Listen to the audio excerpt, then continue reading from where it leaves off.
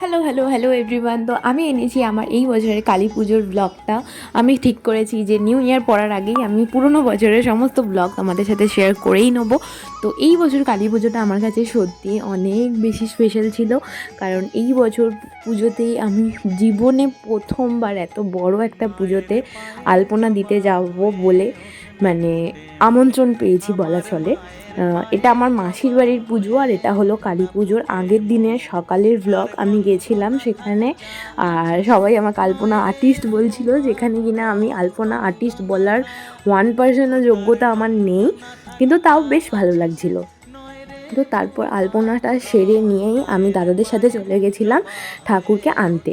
তো এখানে গিয়ে তো জাস্ট গায়ে কাঁটা দিয়ে দিচ্ছিল, কারণ বিভিন্ন ধরনের মা কালীর মূর্তি বিভিন্ন সাইজের বানানো আছে, আর সেগুলো দেখতে জাস্ট অপূর্ব লাগছিল।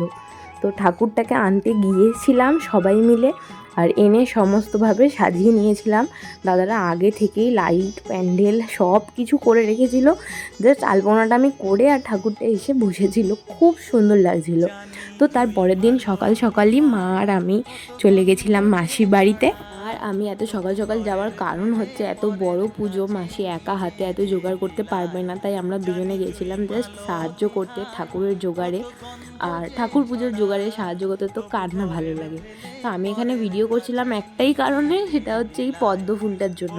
আমার পদ্ম ফুল দেখতে তো অসাধারণ লাগেই, সাথে পুজোর সময় এই যে এত পদ্ম আনা হয় আর সেগুলোর পাপড়িগুলো খুলতেও আমার খুব ভালো লাগে, তাই জন্য আমি এটা ভিডিও করছিলাম। আর প্রত্যেক বছর আমাদের বাড়িতেও কালী পুজো হয়, এই বছরে হয়নি কারণ আমাদের কালা ওষুধ চলছে, তার জন্য মনটা একটু খারাপ লাগছিল যে হ্যাঁ এই বছরে আর পুষ্পাঞ্জলি দিতে পারবো না।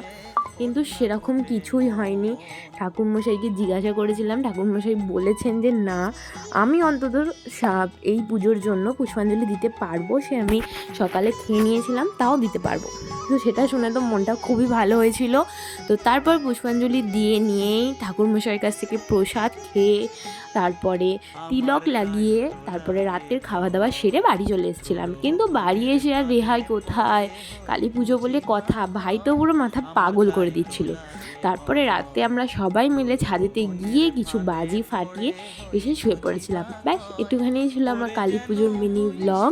তোমাদের এই পুজো, ওই আরতি সমস্ত কিছু ভালো লেগে থাকলে একটা ছোট্ট করে লাইক করে দিও, আর কমেন্টে জয় মা কালী বলে লিখে দিও। টাটা।